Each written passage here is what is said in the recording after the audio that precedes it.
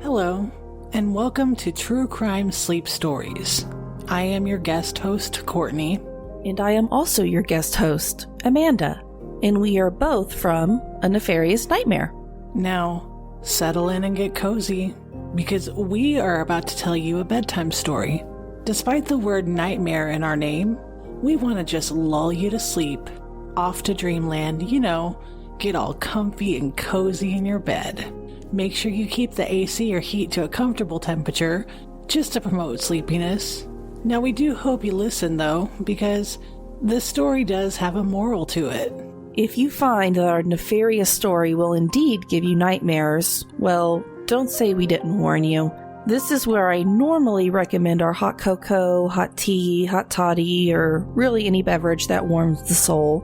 But, well, we are talking about the Papin sisters today, so maybe double down on those things. Of course, maybe avoid melatonin because it tends to exacerbate nightmares in some folks.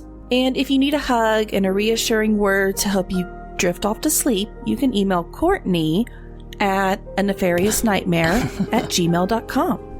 I don't know why Amanda didn't include herself, but that's alright. I'm happy to be your friend in this trying time.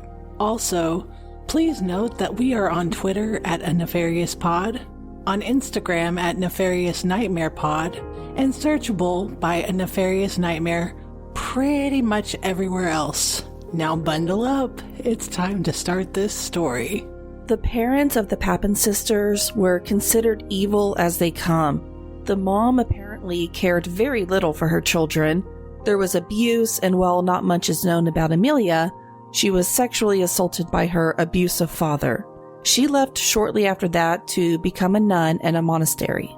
So there are a total of 3 Papin sisters, and all of them have had a rough upbringing. The oldest sister was Amelia, and there's not much else known about her since she didn't participate in any of these crimes. Then came Christine, who was 6.5 years older than the youngest, Léa. Despite their significant age gap, as you all will see, these two were very close. Some have mistaken them to be twins. Christine and Léa Papin eventually got a job working as domestic servants for a retired lawyer, Renee Lanson, his wife, Leonie, and their grown daughter, Genevieve. The Lanslins lived in a beautiful 2-story townhome in the city of Le Mans on number 6 Rue Boyer. This family was particularly affluent, and outsiders considered them a nice family who treated the sisters well. They ate the same food as the family, lived in a heated room, and were paid the standard wages of the time. It's been thought, at least by the locals, that the family was very pleased with the job that the sisters did around the home, and the Lancelins were envied by every French upper-class household for having such dedicated and hardworking domestic help. The sisters were coveted by all. Unfortunately, however, things aren't always as they seem on the outside. Now, inside the Lancelin household, the sisters had been treated as though they didn't belong. For example, Renee Lancelin ignored them for the entire 7 years that they worked for him. It was as though they were beneath him. Instead, any task they had been given was given by the wife, and even at that, it was written. Leonie was a demanding and extremely privileged force around the house, demanding perfection as she routinely performed quote-unquote white glove tests on furniture to confirm that the furniture had been dusted and cleaned correctly. At some point, it has to feel demeaning. On an eerily dark and extremely stormy day, the mother and daughter were to return home from a shopping trip and go directly to the home of Leonie's brother. Renee planned to meet them there, and the family were not expected home by the sisters until late that evening. The sisters were given orders to run errands, one of which was to pick up an iron from the repair shop. When the iron was plugged into the electrical outlet, it then blew a fuse. They were afraid of what would happen if the mishap were to be found out, but expecting the affluent family to return later, they decided to wait until the morning to try to repair the fuse. But as luck would have it, the mother and daughter came home early. According to Christine, the mother flew into an intense rage when she was told that the iron was still broken and that the electricity was out. Christine then smashed a pewter jug onto the mother's head. Thwack! Then her daughter started to attack Christine. This is where things get even more violent. Christine has had enough at this point because she allegedly shouted, quote, "I am going to massacre them," end quote. Léa then rushed down from the attic and attacked the mother. Thwack, thwack, thwack. Smash her head into the ground and tear her eyes out, Christine would scream. Léa is believed to be the impressionable of the two, and of course followed Christine's orders, and proceeded to tear Genevieve's eyes from her face.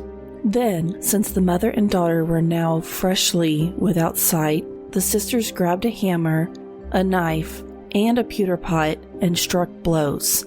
Thwack, thwack, thwack, until the mom and daughter fell silent. They then disrobed the bottom half of the two and began cutting into their buttocks and thighs.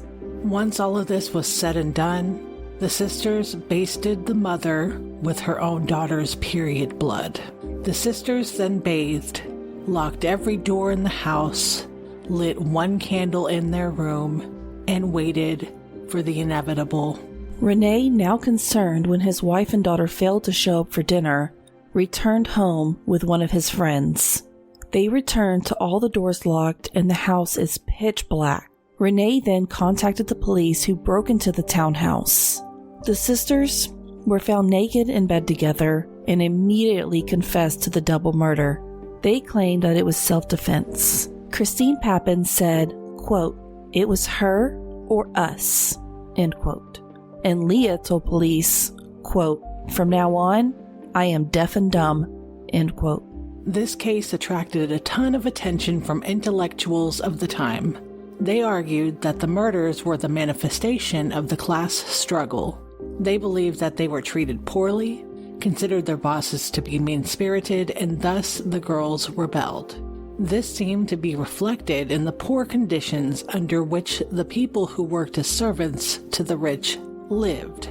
The defense considered the Papins temporarily insane during the time of murder. They used the following examples. They had a cousin who died in an asylum, a grandfather prone to violent attacks of temper, and an uncle who had committed suicide as evidence of a hereditary disposition towards insanity.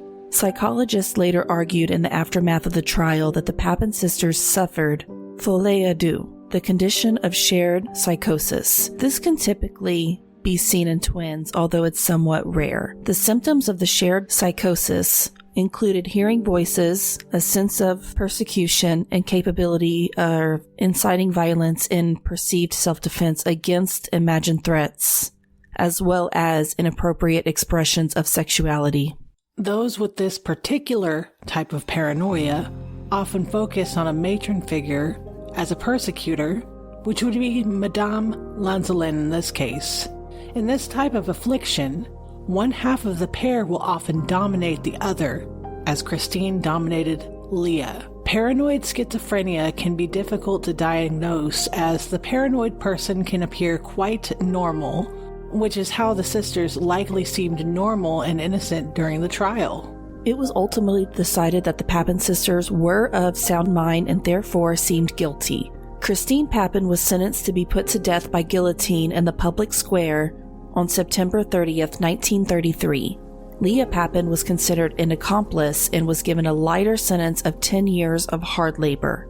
Christine waited in the holding cell for her punishment and became unhinged.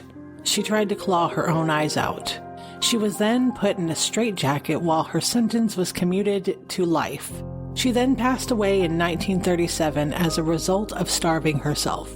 Léa, however, was released in 1941 on good behavior. She served a total of 8 years. She then went on to reside with her mother and lived a long and quiet life under anonymity. The Papin sisters were thought to be treated as an appalling nature, as they were considered to be servants of a wealthy French family. This story was a vital mark in French history and woke people up to the notion of class struggle. On February 2nd of 1933, Christine and Léa Papin committed one of the most horrific murders in France's history. Prominent intellectuals like Jean-Paul Sartre, Simone de Beauvoir, and Jean Genet held up the crime as an example of class warfare. The Papin sisters will live infamously, as their crimes and their life story are both horrific and fascinating. These two ripped out the eyes of their victims, which rendered their faces unrecognizable, and they also mutilated their genitals. Their victims were the affluent family that employed them, Léonie and Geneviève Lanzalin. These two were mother and daughter, respectively. As you drift off to sleep, know the moral of this story. Treat those who serve you well, because you never know if a turkey baster is hanging around somewhere. I'm Courtney Fenner. And I'm Amanda Cronin, and this has been tonight's True Crime Sleep Story. Be sure to find A Nefarious Nightmare wherever you get podcasts. Good night. Sleep tight, and don't let the monsters bite.